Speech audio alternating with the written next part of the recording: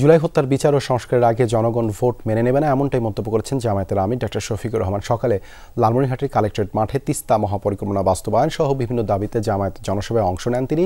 সুষ্ঠু ও নিরপেক্ষ নির্বাচনের দাবি জানান শফিকুর রহমান।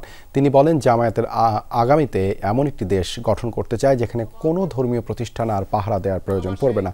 সব ধর্মের মানুষকে দেয়া হবে নিরাপত্তা, সেই সাথে নারীদের নিরাপত্তা ও সম্মানও নিশ্চিত করা হবে বলে আশ্বাস দেন জামায়াত আমির। চুরি করে বিদেশে পাচার, অস্ত্র আর গুলি জনগণের বুকে তাক করে না। কাজে বাংলার জনগণ এই রকম নির্বাচন পারেনি যে আমি অমুক জায়গায় চলে যাচ্ছি। লালমনিরহাট জেলা অনেকে শহীদ। যে কোনো নির্বাচনের আগে অবশ্যই দুটি কাজ সম্পন্ন করতে হবে।